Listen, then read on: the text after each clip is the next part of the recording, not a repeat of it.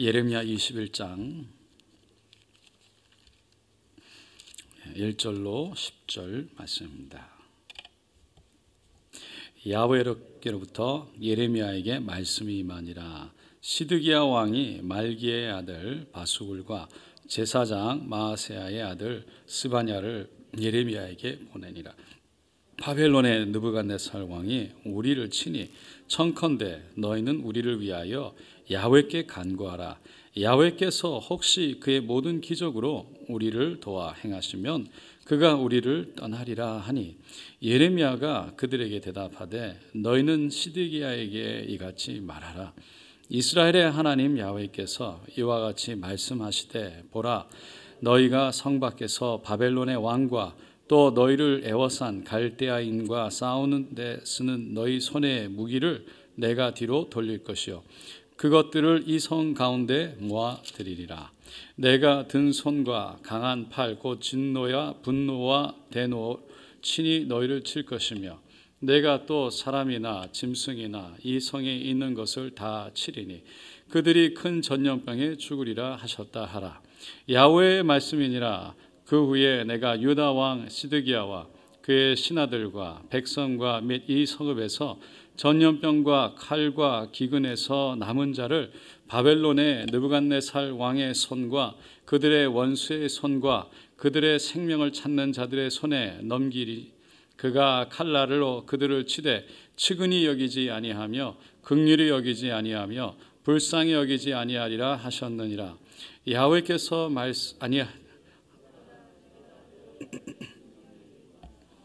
길을 두었노라.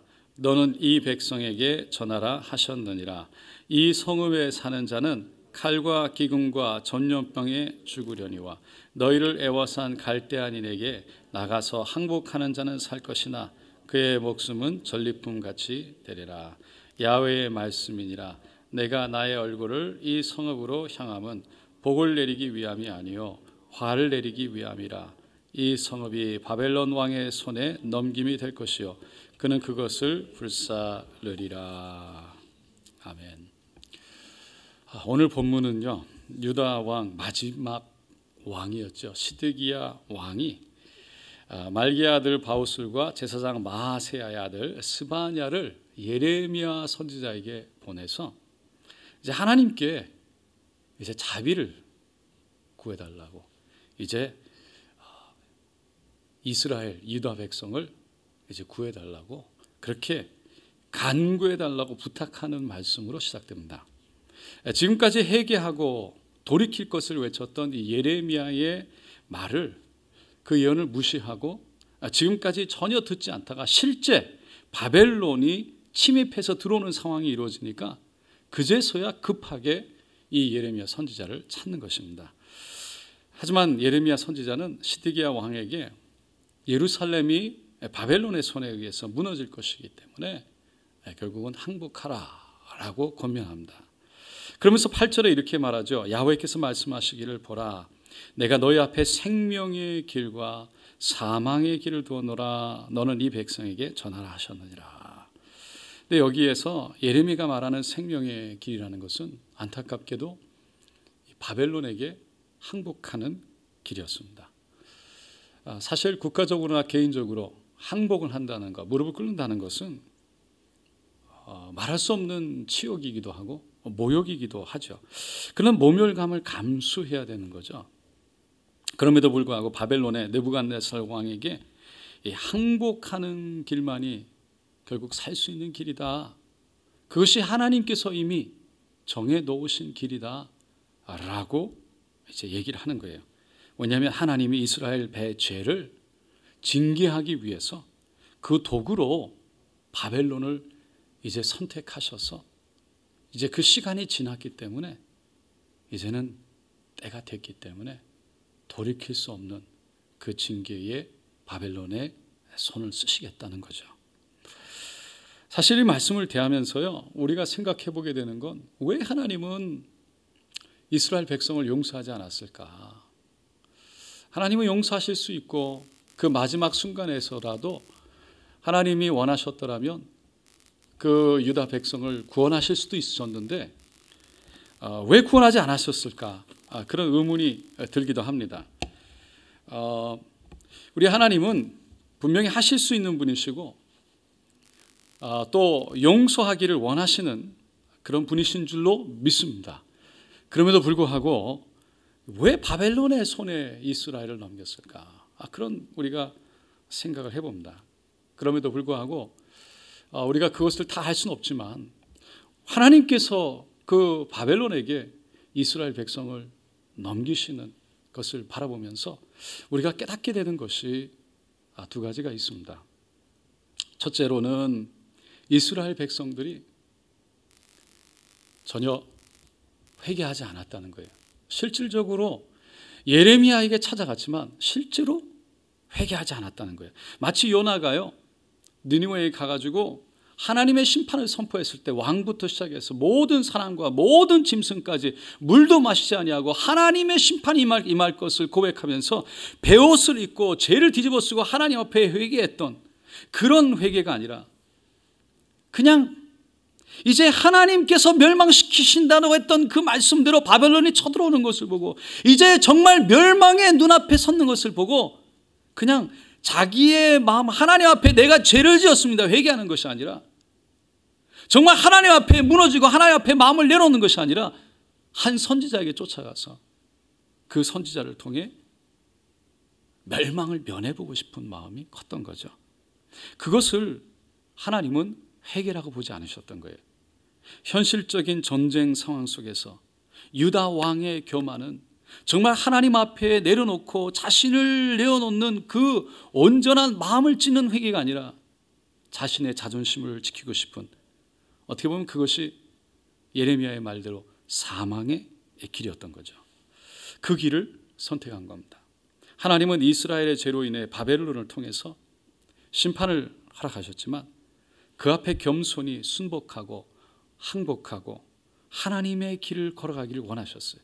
하나님의 길이라고 말씀하시는 것을 힘들고 어렵지만 비록 그것이 항복하는 것이고 하나님 그것을 비록 내어놓는 것이지만 그때라도 하나님의 뜻이 거기에 있다면 그것을 내어놓고 하나님께 맡기기를 원하셨다는 거죠.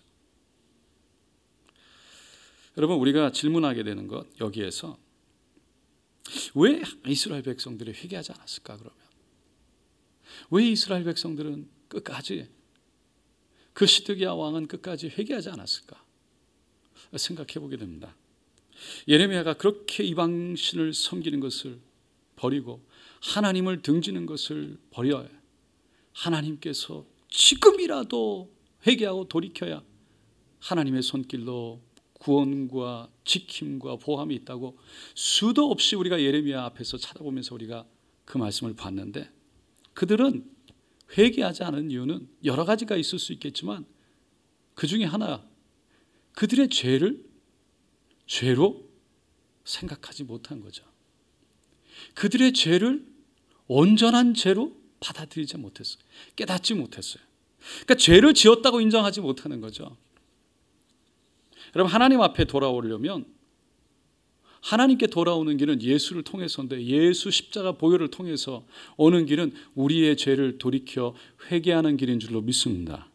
근데 회개하려면요, 진정한 회개는 그냥 하나님 잘못했습니다가 아니라 내가 죄를 지었구나, 이게 하나님 앞에서 잘못된 것이구나, 하나님 앞에 내가 하지 말아야 될 일을, 하나님이 기뻐하시지 않는 일을 내가 행했구나. 그러니까 죄가 깨달아져야 되는 거예요. 그러면 그 죄가 인정되어질 때, 내가 죄를 지었다는 것이 인정되어질 때, 내 죄가 하나님 앞에 결코 하나님 기뻐하시는 일이 아니라는 것이 인정되어질 때 우리는 그 앞에 솔직하게 하나님 앞에 고백할 수 있는 겁니다. 그때 하나님은 우리의 죄를 용서하신 줄로 믿습니다. 한 흑인 목사님이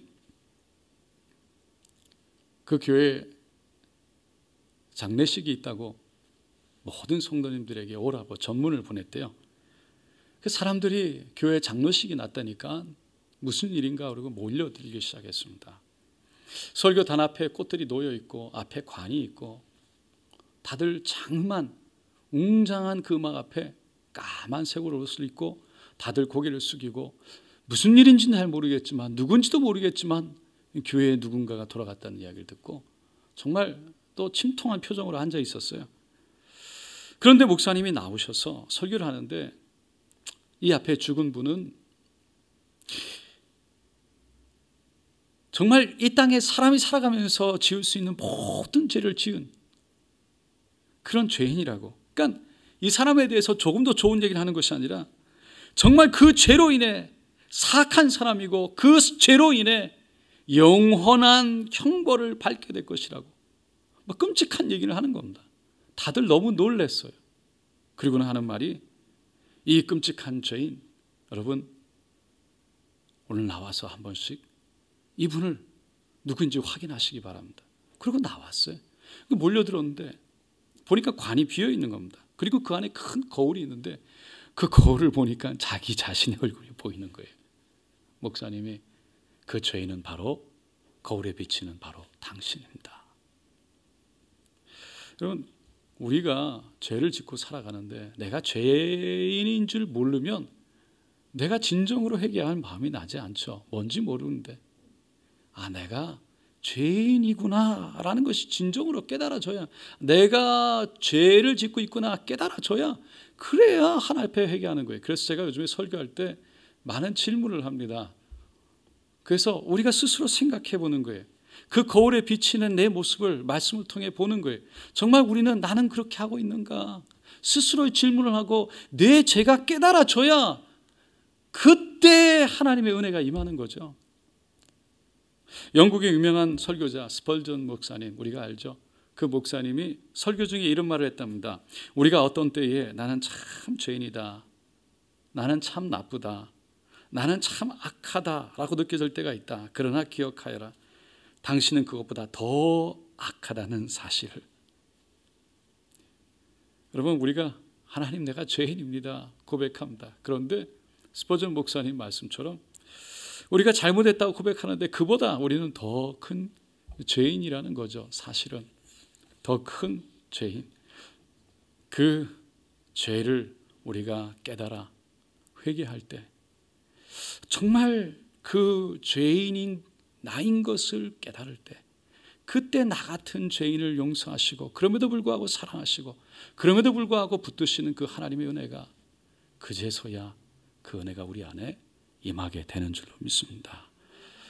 두 번째로 우리가 이 말씀을 통해서 깨닫게 되는 것은 우리가 이 땅에서 죄를 짓게 되면 그 잘못에 대해서 우리가 이 땅에서 또 책임도 져야 한다는 거죠. 우리가 사람들이 죄에 대해서 조금 오해하는 부분들이 있는 게 있습니다. 뭐냐면 죄를 짓더라도 회개하면 용서를 받는다라는 건데 그게 내가 회개하면 하나님 앞에서는 용서를 받죠. 예수 십자가의 보혈로 우리의 모든 죄를 어떠한 죄라도 용서를 받습니다. 어떠한 죄라도. 그러나 그 죄에 대한 대가를 이 땅에서 우리는 사는 동안에 그 대가는 감당해야 되는 거예요. 죄로 인해서 일어난 결과에 대해서 우리가 감당할 수밖에 없다는 거죠. 그러니까 죄를 지으면 하나님은 용서하지만 이 땅에서는 이 땅의 법에서는 결국은 그것으로 인해 우리가 감당해야 될 부분이 있는데 우리가 그것에 대해서 생각할 필요가 있는 거예요. 우리의 죄로 인해서 하나님께 용서를 받았지만 우리의 죄로 인해서 이 땅에서 모든 일어나는 일들 그 결과로 인해서 일어날 모든 일들에 대해서는 결국 우리가 책임을 져야 한다.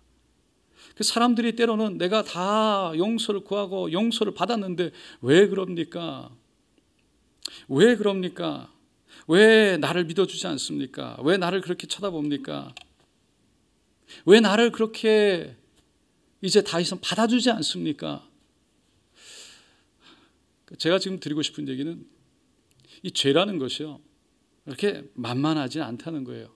하나님은 용서하시는데요 이 땅에서 죄로 인해 관계가 깨어지면 죄로 인해 어떤 문제가 생기면 그것에 대해서 우리가 하나님께 용서받았다고 털어버리고 잊어버릴 수 있는 건 아니라는 거죠. 재성을 가진 우리들 사람들은요 그거를 우리가 믿는 사람으로 그 사람을 끌어안고 용서해 주는 것이 맞겠지만, 또 대부분의 사람들은 그렇게 하지만 또 그렇게 하지 않는 사람들도 있지요. 그래서 우리가 그것 때문에 불평만 할 수도 없고 불만만 표로할 수도 없는 것이죠. 그래서 결국은 우리가 어떤 죄를 짓고 나면, 또 잘못을 하고 나면 그것에 대해서 그 결과에 대한 책임이 있는 것을 우리가 늘 기억하면서 죄에 대해서 우리가 하나님 앞에 우리가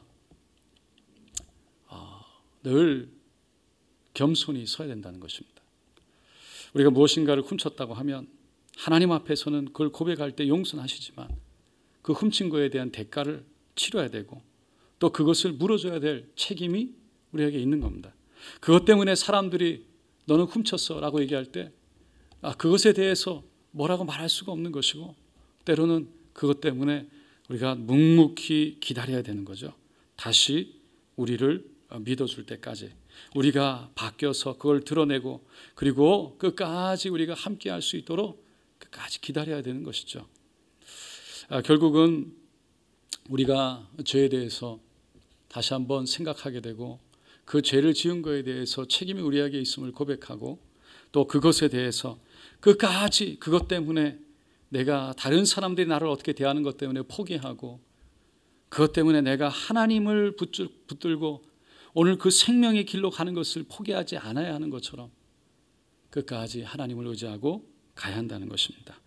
많은 사람들이 하나님께서 날 용서하신 것을 믿지만 사람들에게 관계가 깨어지고 힘들고 어려운 일이 일어날 때 우리가 하나님 안에서 끝까지 하나님을 붙잡고 걸어가는 그 믿음을 선택하기보다 그 사람들의 눈총과 사람들의 손가락질과 그 사람들의 그 말들이 두려워서 때로는 교회를 떠나거나 하나님을 떠나기도 한다는 것입니다. 다시 말해서 그러한 과정들이 있을 수는 있지만 우리 믿는 사람들은 그것마저 받아들여서 그것을 딛고 일어나서 결국은 하나님의 뜻을 우리가 이루어야 한다는 것입니다. 옛날 어떤 시골에 농부가 있었는데 당나귀와 양을 기렸답니다. 당나귀는 늘 무거운 짐을 나르고 많은 농사를 돌봤기 때문에 양보다 늘 좋은 음식, 많은 음식을 먹었답니다. 그러니까 보니까 당나귀가 자기보다 더 좋은 대접을 받으니까 참 시기가 일어났어요. 부럽기도 했지만 못마땅했어요. 그래서 이 당나귀가 하는 일을 자기에게 맡겨주면 자기도 잘할 수 있을 것 같았어요. 그러면서 그 당나귀가 먹는 음식을 자기가 먹고 싶었던 거죠. 그래서 어느 날 당나귀에게 찾아갑니다. 여보게 당나귀, 자네는 날마다 무거운 짐을 그렇게 지고 집안일을 돌보고 쉴 틈 없이 그렇게 일하니까 힘들지 않나? 그래가지고 어떻게 몸이 남아 돌겠어? 이제 며칠만 좀 쉬어보는 게 어떻겠어? 라고 말을 하죠. 당나귀가 나도 그러고 싶지 그럽니다. 그러니까 얼씨구나 하고 자네 주인이 자네들어 쉬라고 할 턱이 없잖아. 그러니까 꾀를 부리면 돼. 나에게 좋은 생각이 있는데 한번 해보겠어? 당나귀가 그러겠다고. 그 무슨 좋은 생각이 있냐고. 그러니까 이 양이 이 웅덩이나 어떤 도랑을 지나가다가 그냥 거기에서 그냥 힘들게 뒤뚱뒤뚱 하다가 그냥 모른 척하고 넘어져. 그러면 그 다친 채 하면 한동안은 좀 쉴 수 있을 거야. 당나귀가 고맙다고 가는데 양은 속으로 그렇지, 저 당나귀 내가 시킨 대로 하면 그 웅덩이나 그런 도랑에서 잘못 넘어지면 크게 다칠 거야. 아마 죽을 수도 있겠지. 그렇게만 되면 내가 당나귀가 먹는 저 좋은 음식을 다 먹을 수 있을 거야. 그렇게 쾌재를 불렀습니다. 근데 아니나 다를까 당나귀가 며칠 있다가 도랑을 지나가다가 그냥 발을 헛디딘 척 했는데 정말 잘못 디뎌가지고 생각보다 크게 다치고 말았어요. 큰 상처를 입고 돌아온 당나귀, 힘들게 돌아왔는데 주인이 당나귀를 무척 아꼈기 때문에 수의사를 불러왔대요. 그리고는 수의사에게 당나귀를 진찰시켰답니다. 수의사가 한참을 진찰하더니 주인을 보고 이렇게 얘기합니다. 이 당나귀는 그동안 너무 과로한 것 같습니다. 며칠이든 푹 쉬게 하고 좋은 음식을 먹여야 됩니다. 그런데 가장 좋은 것은 양을 좀 잡아서 먹이는 것이 좋다고, 빨리 회복한다고. 여러분, 결국은 양은 자기의 꾀에, 사악한 악한 꾀에 빠져서 결국은 당나귀의 먹이가 됐다는 거예요. 오늘 제가 설교 제목을 말씀을 안 드렸는데 생명의 길과 사망의 길이에요.